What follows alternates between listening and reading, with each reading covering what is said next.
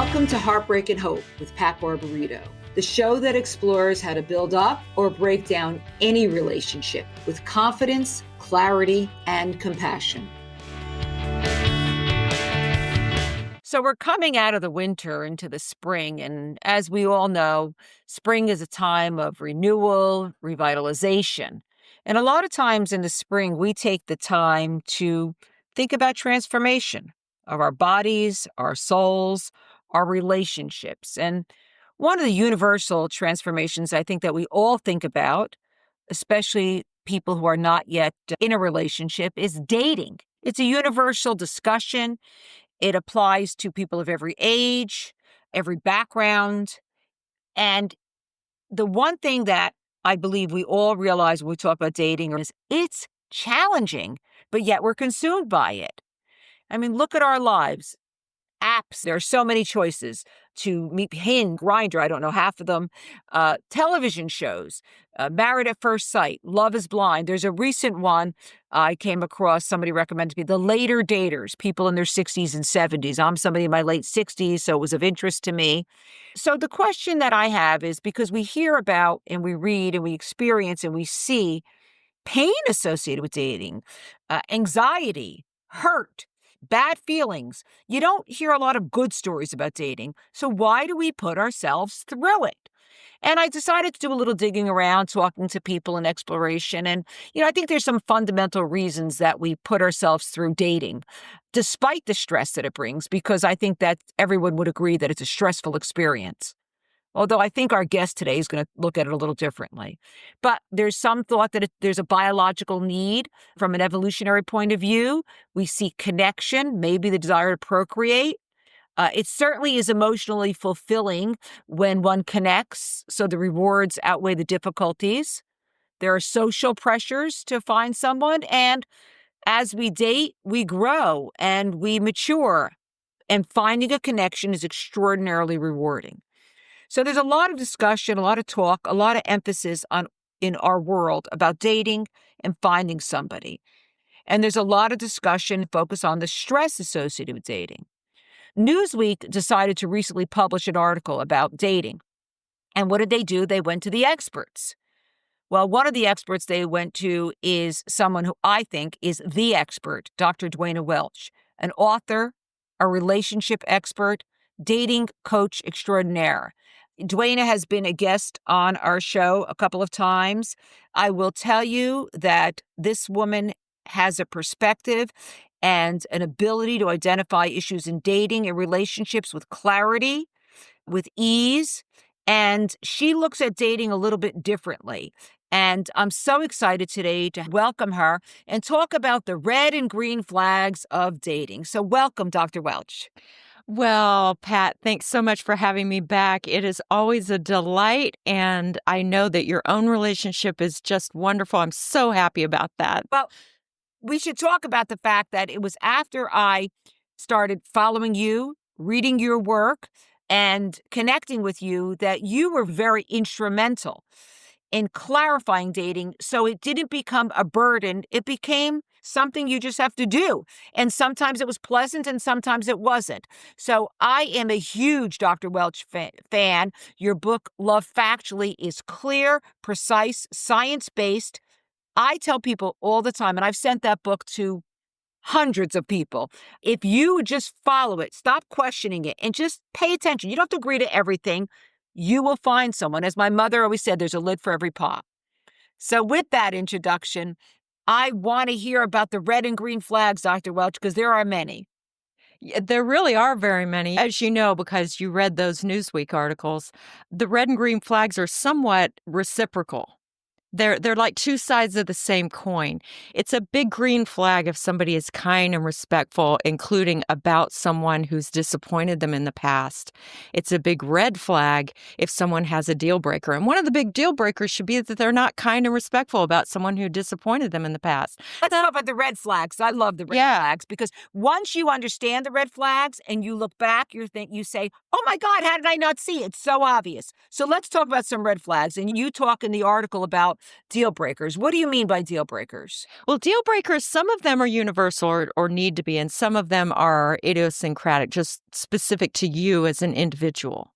For example, I'm a Unitarian Universalist. Now, it wasn't a deal breaker for me that my future mate had to be in the UU church, but it probably would have been a deal breaker if they didn't support my being part of the UU church. Does that make sense? Yes. But that's not something where I'm going to say, you know what, everybody should have that as a deal breaker. But there are some universal deal breakers. And the biggest mistake is A, not knowing what your deal breakers are, both universal and personal, and B, not screening for them right away. So many people hire me and they think, oh, Duana, I know that. I know what my deal breakers are. And then I just say, well, let me be the secretary. Let me just write it down as you say it. And then I'm going to ask you some questions. It turns out they really haven't thought about it the way that you think about it when you're writing it down. So when I say what I mean by that, I mean, think about all the things that you've needed and not had, or had that you definitely did not need, or that you had and needed, all those different things, and put them down, write them down, and then start refining them. Put them all in positive language. So instead of saying, doesn't cheat on me, say has a long history of loyalty and fidelity to all past partners, for example.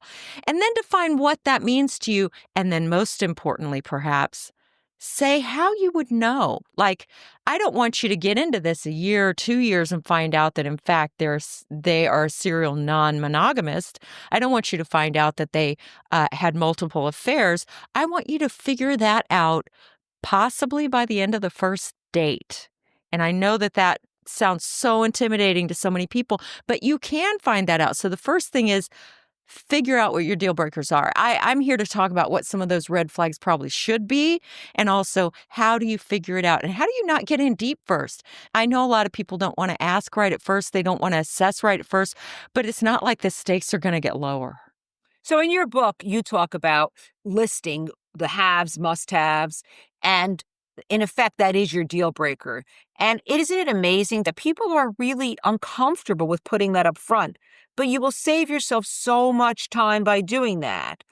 And it's really an easy chore if you think about it. In the article, though, you give an example of a deal breaker, and you talk about a couple. One was a devout atheist, and the other wasn't. It was a devout Catholic, and they could have saved themselves a lot of time. So talk about that. Do you just say that up front? Look, if you are this and I'm that, this is never going to work no matter what our chemistry is. What's interesting about that couple is that they actually knew when they met that he was a devout Catholic and she was an equally devout atheist. So what happens is, Pat, people think, oh, we're just dating. We're just getting to know each other. Let's not take it so seriously. We don't even know if this is going anywhere. And then it's, oh, we're really having fun. And then it's, oh, we're in love. Love will conquer all. And then it's, oh, now we're breaking over the thing that we either already knew that was a deal breaker if we were being honest with ourselves, or B, we could have known from the very, very beginning. And it was really tragic. It really, it broke her heart. But can you not be a devout atheist and a devout Catholic and say, I support you and you support me? Or is that something that says that's a red flag, this is never going to work? Oh, well, that's the personal part. Like for me, if you're an atheist, that's not a big deal to me. I think God believes in you, whether you believe in God. It's not a deal to me at all. But, a lot of people don't feel that way. This is down to, and this is why I don't just like publish a list and say, this should be your list, because it really depends on who you are, what you value. People need on that list to really focus on what I call the 2 V's. You need to be similar in vision and values. So one value is, for example, lots of people that I work with either definitely do or definitely do not believe in God. Some of them have a definitive relationship with their organized religion, and they have to figure out, okay, this is what I really care about. I put time into this. I put money into this. I put my emotions into this. Now, does somebody else have to value it at the same level? And so that's a very personal distinction. You've got to not only figure out, do I care about this, but how much do I care about it? And does this person have to care about it to the same degree? My husband and I go to the Unitarian Church most weeks, and sometimes several times. He goes with me when he's got the energy to do it. He's got a big job, and Sundays are a big let's sleep in morning for him. And I don't blame him at all. When he retires, he plans to go with me every week. I don't have a standard that my partner has to be just as invested in this as I do, and he has to attend just as much, and he must have exactly the same views around a higher power that I have. I don't have that. But you know what? A lot of people do. The couple we started talking about, he needed someone who believed in God and who would convert to Catholicism, something he knew from the moment that they met. But let me tell you, my friend was she was magic. Everybody loved her. The moment they met her, he was not an exception. He came to her funeral and he was crying because he had let her go. Mm. So that's a very personal red flag.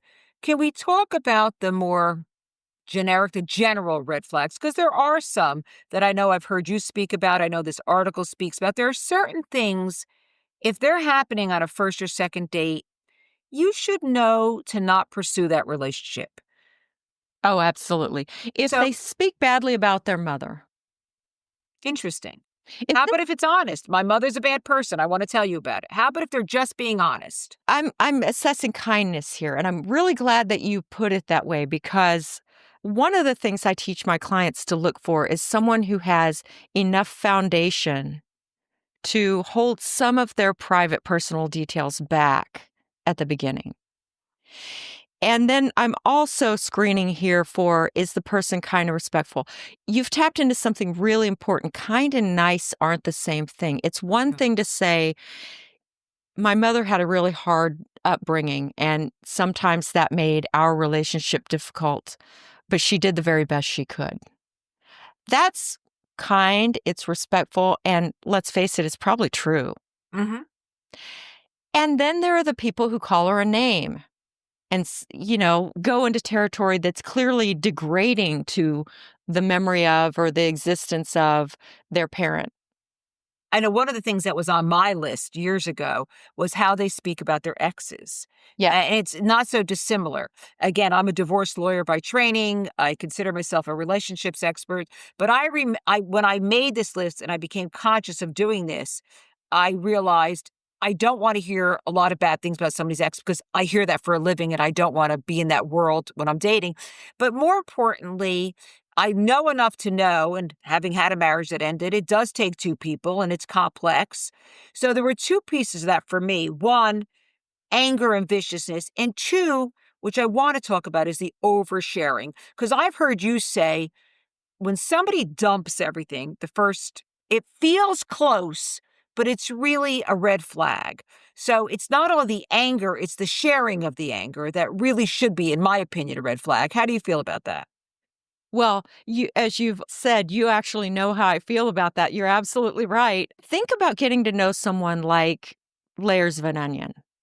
Most emotionally stable people stick to the outer layers. They're not lying to you.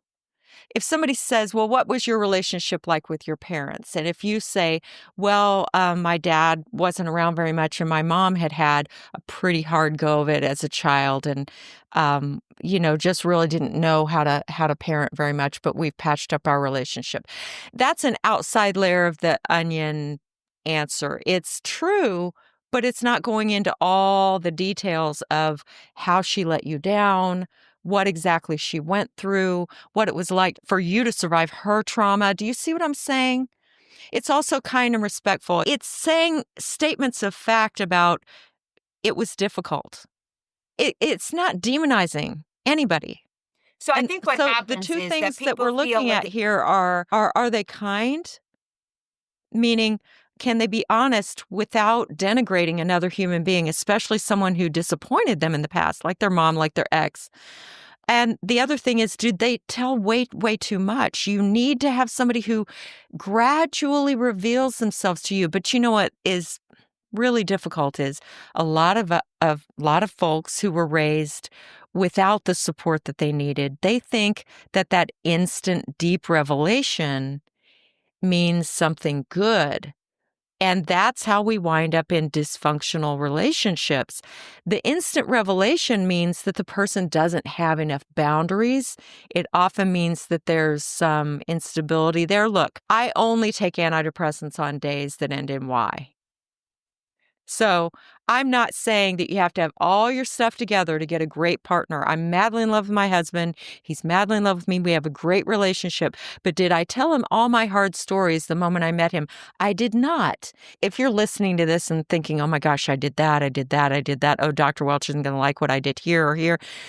I'm not here judging you. What I'm saying is it's your job to judge whether somebody belongs in your life. And if you've had trauma, and you're the one who's been tempted to tell the hard stories really quickly, I want you to understand you need someone who shares slowly because they will help balance you out. If you've been looking for somebody and your heart is lonely, when somebody spills everything, it feels like closeness. I've had this experience. So it feels close. In reality, with a lot of perspective and history, you realize it's not close, it's dumping. And it's not close, but it feels close. And so how do we caution people or teach people that that's not closeness? That's actually dumping, and it's like vomiting on somebody, but it feels close. Well, And that's, I think, where people get into trouble. Yeah, it's pseudo intimacy. It feels like intimacy, but it's not. It's like intimacy. What I would say is treat dating at first, and this is such an unpopular message, and nobody ever said hug the messenger, but I wish they would. You need someone who it doesn't feel like home right at first, because let's face it, if you're listening to this, probably what felt like home wasn't all that cozy. Probably didn't feel so great. But people who are looking for somebody for years have been homeless. So when you find a warm spot, you immediately gravitate toward it. In reality, if you have thought it through and you understand it and you follow work like the work you've done, you will understand that it's just a temporary fix. It's like ice cream on a depressing day. The next day you might regret it because it doesn't really accomplish what you're looking for, which is true close intimacy. Yes. And it's a mistake. That is a mistake. I hear so many people say, oh, I met the one. We had a date. We had chemistry. We were attracted to each other. We had sex the first night. It was magical.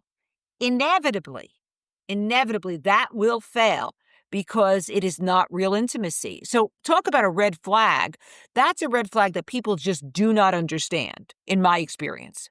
Yeah, I love how you said all of that. And a big part of what I do with my clients is I don't just dispense information. That's what my book is for. It's holding people's hands while they do these things, because even though they sound simple, it's difficult. I love what you said about if you've been homeless for several years, well, here's a nice warm house. They've got the fire stoked already. Of course, you're going to pull up a chair and drink the hot cocoa. You're going to love it. Let's have some old cider while we're at it. Yeah, I get that. I've lived that, but I will tell you, it's really important to know what your deal breakers are so you can ask about them quickly. So one thing we were talking about before we even started today was politics are a big deal breaker or need to be for most people. You know, right now, there's a researcher named Joshua Coleman who what he researches is family estrangement, especially estrangement between adult children and their parents, which is a big thing right now, especially with Gen Z and some millennials, but mostly Gen Z. And right now, as of this November, a new study that he talks about in this article in Time magazine showed that 1 in 2 American adults is estranged from a close family member. And for 1 in 5 of those, it's over politics. 90% of people, well before that study was done, 90% of people viewed politics as a litmus test for whether or not they belonged with someone else. In other words, when I say pick someone who shares your values, look, folks, nobody fights over their similarities. Research could not be more clear. The difficulty people have is with folks who don't value or care about what they care about. And a lot of people can let religion slide now, but not politics. One of my friends said to me, politics is the new religion. She was not wrong. One thing I want to encourage you to ask, and right from the very beginning, right from the start, if you're online and they didn't fill out politics or they gave something that's not a straight up and down, I'm either liberal or I'm conservative. If they said anything but those two answers, I want you to drill down more deeply. Now, here's an example of something that I said, because that's one of those things everyone has an opportunity to answer if you're dating on app or online. And if somebody didn't answer it, or they gave an answer that I didn't really completely understand, I would say back channel on the app, hey, I noticed that you didn't fill in political persuasion. I'm very liberal. I understand not everybody is, but it's important to me. And so I wondered if you'd be comfortable telling me more about your own views. What's something where you might not agree with something that maybe most liberals would think, or that you think they would think? And I got a variety of answers to that, and it was very telling. And I have a lot of people that when I start working with them, they say, oh, that seems awfully personal. Folks, marrying somebody, spending your life with somebody, that's awfully personal. This isn't, somebody else said, well, I have lots of friends who have different politics than I do. And I say, that's fine. Now ask yourself if you will marry someone whose politics are different from yours, because most people won't. And even if they are fine with it going in, this is like my friend who was an atheist and her boyfriend who was a Catholic. Eventually, it's a deal killer. I think that's been heightened the last 8 years. I'm not so sure I recall, or if there ever has been such a line drawn, but perhaps there has been. I remembered when I started dating, as I often talk about, I did not date for about 10 years or so after my marriage ended. I was raising my children. And when I entered the dating world, it was probably right before 2016. And although the difference in the political philosophy of people was heightened, it became more intense after the election. And I remember one of the first people I dated looked at politics very differently than me. And I did say, well, oh, well, it's a discussion. We're two capable, bright, intelligent people. We could debate healthy issues. And at the end of that, and I won't call it a relationship, that dating experience, the truth is the exact things that caused me concern about his political focus in the beginning were exactly why it ended. It doesn't change. If that was important to me, that somebody see the world through my lens, it's not going to be okay if they don't. And you need to know that. It's interesting. People don't want to admit that that's important. People want to think they're better than that. Oh, I can deal with that. People want to think they're better than acknowledging that they have certain needs in terms of how they view the world, but most people aren't. So you need to know who you are. But other than those personal, and there obviously are, you've got some people you have to like animals. Some, obviously, you need to like my children. But how about other things that are really obvious? How about somebody who's had, one of the things I read in the article, people have had many former relationships. So somebody in the article that you were quoted in said that should be a red flag. But I thought, well, shouldn't you give people the chance to learn and grow? And maybe those former relationships are a way they got here. Should that be a red flag if you've had 5 marriages? What I will say is I tend to focus more on the red flag of no marriages once somebody's past the age of 40. Oh, talk to me about that. Let's put it this way. Right now, a lot of people are avoiding risk by never marrying. They tell themselves, well, it's not a risk, and I won't have to tell people that I had a divorce. But a divorce means I threw everything in with somebody. I made the leap of faith. Maybe it didn't work out, but I'm a person who made a commitment. I didn't keep one foot out the whole time. Now, if somebody's got, I don't know what the magic number is of I don't divorces before we, say, well, that person just, willy-nilly will marry anybody. But I would be concerned about how they treat people.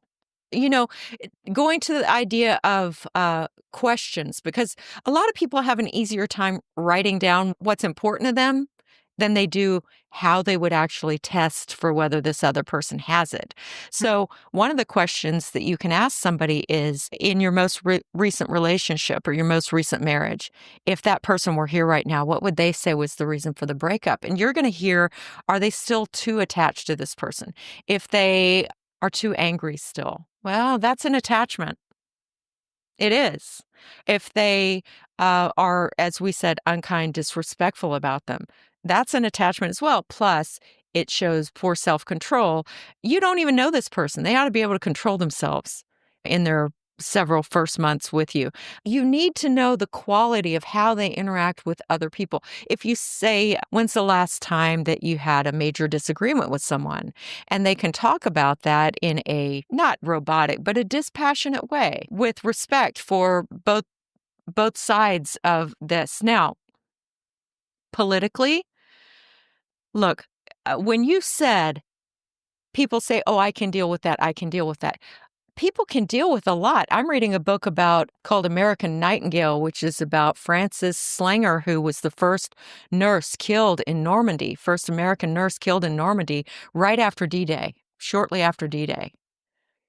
And she could work 12 hours a day, 7 days a week until a German bullet killed her. But I don't want her to, I don't want people to have to live that life. I'm glad she did it, but I don't want people to have, I can clean toilets all day. I don't want to. I don't want you to have a marriage where you can handle it. I want you to have a marriage where you love it. And so that's going to involve talking to people about their relationships and seeing whether they have mended the fences that could be mended and whether they are living peacefully with differences that, you know what, my dad and I don't see much the same way. We don't. And you know what? He's my dad and I love him. And there are certain things we just don't talk about because he's my dad and I love him. Don't trust it when somebody is, and I get it, some people have been horrifically abused. But even then, what you want to hear is, and this isn't on the first date, by the way, I went through abuse in my family of origin. And you want to hear that while the trauma is always with you from something like that, you want to hear that they love themselves enough that it's not the omnipresent feature that you will be dealing with. Does that make sense? Yeah, it does. But, I'm thinking back to you saying you asked those questions, very specific questions. You asked them in a respectful way. There is a sense, and I talk to and encourage people to date regularly. Well, that seems too invasive. That seems too much like an interview. That seems not fair. Now, I have learned that if you ask a question in a respectful way with your own boundaries in place, it's smart to ask those questions. But I would predict that most people, and particularly women, feel that that's not appropriate or not polite to ask those questions. And that's where you get yourself into trouble. They say, well, I'll find it out eventually. Well, 6 months later, you've invested a lot of time and energy. So that's interesting that people feel it's disrespectful or invasive to ask questions. In reality, it's simply searching out a general red flag or your own red flag. Fair enough? Absolutely fair enough. As you know, I did this. I mean, you can ask anything if it's asked kindly and respectfully. Here's some of the questions that you could ask, and it's one that I did ask. I said, it's very important to me to be with someone who drinks minimally. I myself don't drink at all, not for any particular reason. I just don't. What's your relationship with alcohol, if you don't mind my asking? Did some people get offended? Maybe, but I didn't marry them. The only person who ultimately is going to matter, as long as you were respectful, is the person you wind up with. There was one man where I said, I noticed that the questions about religion and politics are not answered on your profile. Would you mind telling me more about that? Because those two things are somewhat important to me. And he said, my mother told me never to discuss those two topics with anyone. And I said, I understand people feel lots of different ways about this, but I'm going to have to move on. And he was flabbergasted. But you know what? My job is not to have his values. My job is to adhere to my own. And that's your job too when you're dating. It's to know what you care about and to ask about that right up front. I understand that people don't want to ask, but the reason is not that it's rude. The reason is insecurity. The reason is I'm afraid I'm going to scare everyone away if I do that. You will. You'll scare most people away. You're not marrying most people. You're not going to become super serious with most people. My hope is that you become super serious with one person. And I took my own medicine when I was dating again at the age of 52. And most of my clients now are over the age of 55. When I was dating again, I made a deal with myself. I did exactly what I teach my clients to do. I talked to, I think, 12 people on the phone. I met 4 people in person for a first date. I met 1 person for a second date, and we are just blissfully married. And we've been together for 4 years, Yeah, married but for wait, 2 of them, and very happy. And Duana, I asked these questions. but the reason you were able to do that with a small number of people is by the time you got to your profile and meeting people, you had already filtered out all the other stuff. You weren't going to attract masses of people who didn't understand your list, your questions. So you, by virtue of how you did this, and a lot of this is in your book, Love Factually, and I know you do this in your coaching, you had already filtered out a lot of the extraneous people who would be of no interest to you. Well, And sure. but that really is the way to do it. It's funny though, when people do date, they think, well, how do I feel? Is it a warm and fuzzy feeling? Do I want to have sex with them? I would predict that most people don't look at red flags. They don't look at signs that are so obvious in the rearview mirror. They just don't do it. Well, as you know, I think the biggest mistake is failing to screen for red flags right from the beginning. And so, of course, I did that. And one of the ways that I teach people to do that is not just with the questions they ask, but the way they look at other people's profiles. Look, everyone on dating sites and dating apps is asked, what's your religion? What are your politics? Do you want children or not? How many children do you have? Do you drink? Do you use drugs? Specifically marijuana. Um, what kind of relationship are you looking for? For example, are you looking for a one-night stand? Are you looking for polyamory? Are you looking for monogamy? Are you looking for a long-term relationship? Are you looking for marriage? In some of the sites, they'll let you say that. So if somebody didn't answer that, that tells you something and you should ask about it. But even before that, you should have a profile that actively attracts people who are similar to you. That's why you got to have the list. Oh, Because yeah, then you you have. write a profile that's specific to it and that actively rebuffs a lot of people. If your profile is written right, you'll actually get some notes from people that say, well, you don't want much, in a real sarcastic way, because they don't fit it and they're angry they don't fit it because they kind of like you and they don't like that you're being judgy. I've had people hire me who say, my religion tells me not to judge. And I say, if we literally didn't judge when we're dating, and by the way, every religion says not to judge because we judge. It's human nature to judge. If we literally didn't make an assessment of any kind about who belonged in our life, then nobody needs to hire me. Nobody needs to date. The first person you see who's of the gender that works for you, you just make it work with them. That's it. You don't have to judge anything. But in real life, we do have to make an assessment and an evaluation of whether somebody is good for me. And somebody who's good for me, good for you, is highly similar to you, especially in values and vision. Values, the stuff you care about. Vision, what kind of life do you want? When I first start working with somebody, I ask, do you want to keep living where you live right now? The reason I ask them that is, you got to live somewhere. And if where you live right now, if you're tied to that, I've had people who need to live where they live right now for all kinds of reasons. Maybe their parents live with them, i.e., they have older parents who live with them.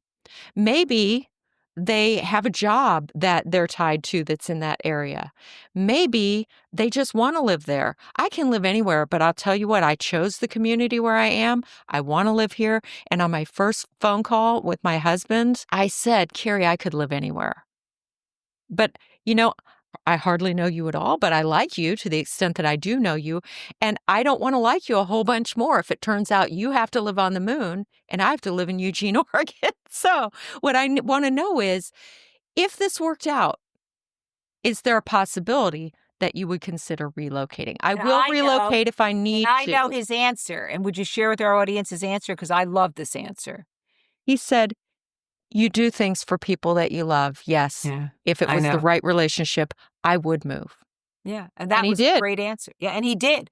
And he was true to his word. When we're talking about red flags and things we see in relationships, when I do consultations for people coming to me for divorce, I've shared with our audience before that I always start with saying, before you tell me about what's going on now, talk to me about when you first met, talk to me about the early years, tell me how the relationship evolved early on.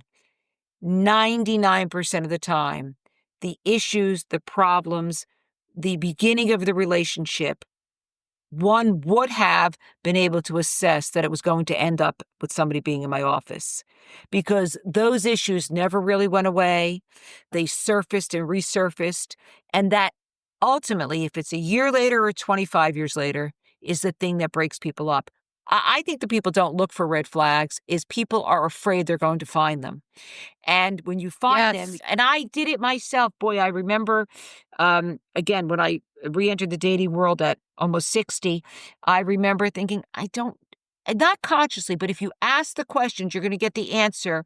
And you might not want the answer because this person that you like or you're attracted to or you think is interesting, you can't stay with. So I don't think people ask the question because they don't want the answer. You are correct, my dear. I'm sorry to call you my dear on podcast, No. but I just love you. As Yes, I love you, because you get, like, you're right. Like, it's so obvious, right, Duana? We don't ask questions we don't want answers to, or now we do. And after talking to you, and if somebody works with you, they do. But what is that? Why is it that people do that? They don't want the answers. it's a lack of security. If you really believe that the right person is there for you, that there's more than one right person in the world, and that at least one of those people is in your vicinity, and that your job is to uncover them, find them, which I help people to do, obviously, and I did for myself. If you really believe that, then you don't accept people who aren't a match. You accept people who aren't a match, and you don't investigate whether they're a match because, and I've been there a long, long time ago, but I was there and I'm divorced. uh, because you don't think that you can get what actually works for you. There's an attachment style called anxious, which I used to have, and I now have what's called earned security. If you're with somebody secure, you can become secure. Anxious folks believe that whoever they're dating right now is the last person in the world, and they have to Yes. work. And they won't look at whether this person is really right for them. Their brain just does this trick, and I remember, because again, I was anxious. Their brain does this trick where it says, you have to make it work with this one. Don't look too closely. But the truth, which I help, again, I do a lot of encouraging and cheerleading and support, emotional support with people. The truth is, you only met them 10 minutes ago. And if you really think about it, the person that you met before that also was the last person in the world for you. And the person you met before that was also the last. Trust that there will be other people that you feel this way about, and ask the questions anyway. I will tell you, Pat, this is a big reason why people tend to hire me when they are truly ready. And they're not truly ready until they've been hurt so much that they're just willing to do whatever it takes. I think the most painful things I see is people in their later 50s, 60s, and 70s thinking this is the last person on earth because there's nobody else left. But also, there is an age group from about 28 to 35. I see this. I have children that age. I talk to their friends. I know a lot of young people. I work with a lot of young people. And there is such a sad desperation when they meet somebody, especially, quite frankly, women who are in their 30s who want to find somebody. They hold on way too long. Mm-hmm. I want to talk about that if we can. There is research showing that women who are feeling that biological clock ticking tend to be less happy than women who marry younger and women who marry older. And the reason is they settle. They compromise much too much. But they really, I have seen so many young people that I really care about. Heartbreak is an understatement. I mean, beautiful, young, smart women. I've talked to many of them that they really do hang on or try to make it work, or I call it the square peg in the round hole. They force it. And the reality is it's so obvious that this is not a good match. The red flags are there, but they will not let it go because they genuinely believe there's nobody else out there. And if you say, get some distance, there's a endless supply of people out there that you could partner with and have a good life with. They seem to not feel it. And it's so curious to me that happens. So what's interesting is if you're in your 30s right now and a woman, there isn't an endless supply. Okay. And the reason why is that double the number of college degrees every year are awarded to women than men. Out of every 3 college degrees awarded, 2 are awarded to women. And I say that like we're just handing them out. I need to frame that differently because people are earning college degrees, and it's mostly women who are earning them. So how does that affect the dating and the supply chain? Well, there are technically just as many men as women, but in reality, women everywhere have always preferred a man who not only can provide, but will provide. And our culture strongly rewards education as a marker of the ability to Oh, but provide. that sounds so old-fashioned. What are we in the 1950s, Duana? We're still in a world where one of the biggest predictors of whether a woman is in poverty or not is whether she has a provider and a protector. Unfortunately, we don't make as much money for exactly the same work. And are there exceptions like yourself who do very well? Yes, but I will emphasize that that is still exceptional. Can women excel? Yes. I feel that I've been able to do wonderful things with my life. I feel very lucky, to tell you the truth. But for most people, most of the time, which is what science looks at, men do tend to have more money than women have. So what do you tell a young woman in her 30s to early to mid 30s who feels like, I wasted 3 years with this guy. I thought it was going to work. I thought it was going to work and it just didn't come through. What do you tell them? Because the red flags were there. They try too hard to force it together, square peg round hole. What do you say to a young woman in particular in that age group? Well, I say that right now, because there's the perception that there are fewer eligible men, because the women who approach me mostly are in or have graduated from college, right? And I say there's the perception that there aren't enough men. But the reality is you need one. And the other reality is the way that you're being told to date, which is basically hook up, have sex right away, devote yourself almost in a wife-like way to a man that you just met. Yeah.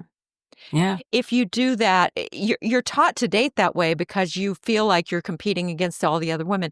Men's mating psychology really values, and we've gone over this in another podcast. We don't have time to talk today about why, but it values signs that a woman is not going to have him raising some other man's child without his knowledge. And how would he know that emotionally? He would know because he had to make quite a bit of effort before you slept with him. I want to talk about now some of the green flags because we've talked about a lot of red flags. And I think that what you just stated I think is a green flag, and I've learned that from talking to you and reading a lot, that someone who is willing to peel the onion slowly to get to know you emotionally, psychologically, sexually is a green flag. So I want to talk the last part of our podcast about all the positive things because there are so many ways to look at a relationship, and looking for green flags and focusing on them is a way to predict, I think, success. Okay, well, one green flag is they will wait to have sex with you until you are mutually in love. Why is it this idea that the woman should hold out? What's that about? Well, we actually need an entire podcast about that because, Okay. again, when I give the short answer, people just hate me and they don't understand. All right. This isn't Duana Welch's opinion. No. This is decades and decades and decades of science. Well, let's talk about other What I will flags. say is Go. men and women both, especially women, get more emotionally bonded than they intend to, and men get less emotionally bonded than they intend to if they have sex very quickly. If you want a life partner, then wait until you're both in love. And I will tell you this too, secure men will wait, and so will secure women. How about, one of the article referred to a green flag is somebody is open and authentic. I mean, can you tell that on a first date? How can you determine that? So I didn't agree with 100% of the advice that other people gave. Okay, so all let's right? hear yours. So open, that sounds like they're going to tell you everything, which is not a good sign. Authentic? Right. Authentic means I get the vibe that they are who they are across situations and with different people. I want you to select for someone who is genuine but not charming. Interesting. Charm means I'm going to compliment you so much that you're not really looking at me anymore. You're just busy feeling good because I made you feel good. That's charm. People who lay it on and tell you too much good about yourself too soon, that's not a good sign, folks. So, Duane, I was, as I'm always doing, watching shows and preparing in anticipation of our conversation today. I put on this show, The Later Daters, Mhm. on Netflix. I thought, oh, well, let me, start thinking about some questions and discussions. And one of the couples that put together, I cringed. He brought her flowers, told her how beautiful she was. She wore this very revealing thing. And these are people well into their 60s. And for me, who now does know, who has been enlightened, it was cringeworthy to watch. But I would predict if other people watched that, they thought that was terrific. But it was too much, too soon, and it was annoying.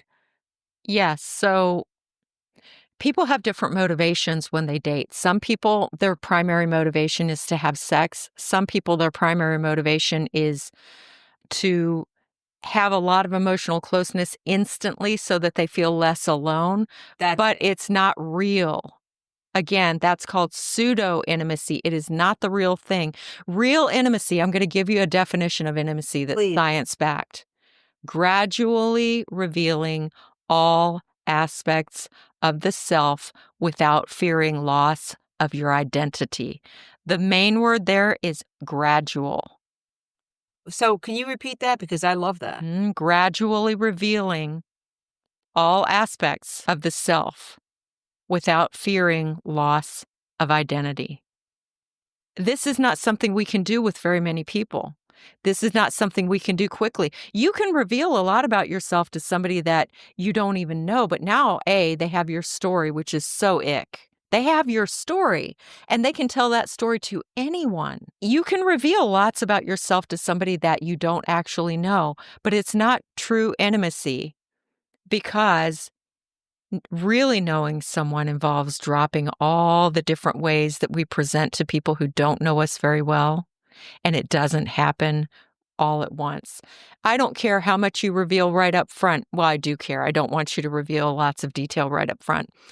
But to the extent that you do reveal the things, if you reveal a whole lot, it's still just pseudo intimacy. Yep. Real Right. intimacy does not happen instantly. Someone who's pushing real intimacy, there's a basic insecurity that will rear its head in every interaction once you have really established a relationship.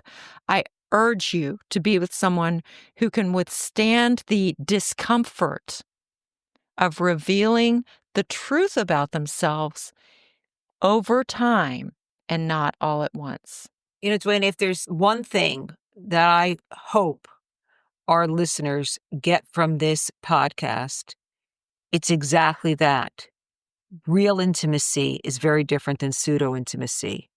And pseudo intimacy, at least in my many years of dating after my marriage and even before that, might feel good for a short period of time, but at the end of the day, it will not sustain itself and it will not be the basis for a long-term relationship or marriage.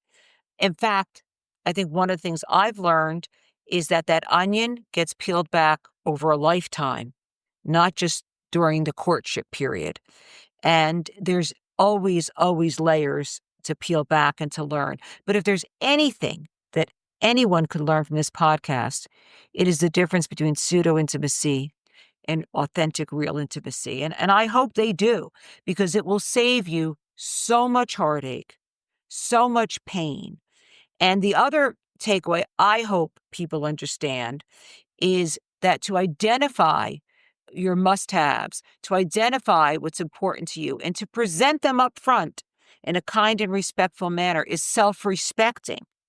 It is self-respecting to say, this is what I need, this is who I am, not judging who you are, what you need.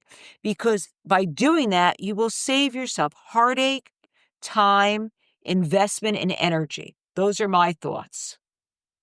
Well, I agree with those thoughts. And one thing I would add is a lot of times, women especially, we've been taught to take care of other people, which is not a bad thing. Taking care of other people is beautiful.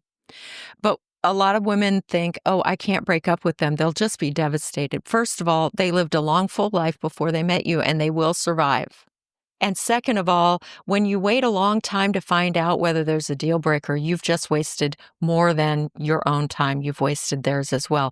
It is literally kinder to know what you need, to ask for it politely, and if they don't, have the goods to move on. So the final thing I'd like to give you is a formula for how to move on. It Please do. fits all the requirements of a good breakup: kind, brief, clear, honest, and it shuts the door completely. It does not dangle hope. Here are the words. I've really enjoyed X, Y, and Z about getting to know you, but to be honest, I just don't find enough connection that I was looking for, and I'm going to have to move on. You say shut the door. What do you mean by that? We can't be friends? Oh, I liked your company. Let's hang out. Tempting though that is, it's an insecure move. I want people to pretend to be secure even if you're not. And again, I don't advise doing anything I have not myself done. You're not friends as long as you have a romantic interest. If they couldn't walk down the street hugging and kissing on someone else with you being like, yay, go you, I'm so happy for you, and really feeling that way, it's not time to be their friend yet. I agree 100%. And I think one of the things that particularly a lot of young people do is they think we're friends and we could stay friends. And I think that's a lot of energy placed where it doesn't belong, when you could be putting it into finding your partner and your actual partner. The other stuff is nonsense, in my humble opinion. Well, it's people. It's not just young people. Everyone's trying to do this, and I understand why. I have sympathy and compassion and empathy for why I've tried it myself, but it doesn't work. It keeps you bonded to this other person who is not workable, and it's time to move on. We started this podcast talking about my friend. She died young. She was happily married for the last several years of her life. Oh, I'm happy about that. And one of the things she said to me is, Duana, you can get more money. The one thing you can't ever get more of is time. Don't waste it. Yeah. And I want to leave you with that thought. Beautiful thought. Thank you for sharing it. I would encourage anyone who is approaching spring with the desire to date, don't waste time. Do it the right way. I encourage anyone to contact you for some advice and coaching, because it really matters. When you do it the right way, when you understand it, you will find your partner. I tell people all the time, I am convinced that there is a partner for everyone. I am very optimistic about romantic connections, and I think if you approach it the right way, you will find love. Just look for those red and green flags. Absolutely. Thank you so much, Pat. I so appreciate you. And I hope that all those who are listening find their person. Your person really is there. And here's an exercise that could be kind of fun. After you've listened to this, close your eyes and envision that there is someone who is right for you, who is ready for you, who is looking for you and wondering where in the world you are, because that's actually true. Thank you so much for joining us today. Don't forget to follow us on your favorite podcast platform. Please give us a 5-star rating and leave a review so more people can listen in to Heartbreak and Hope with Pat Barbarito.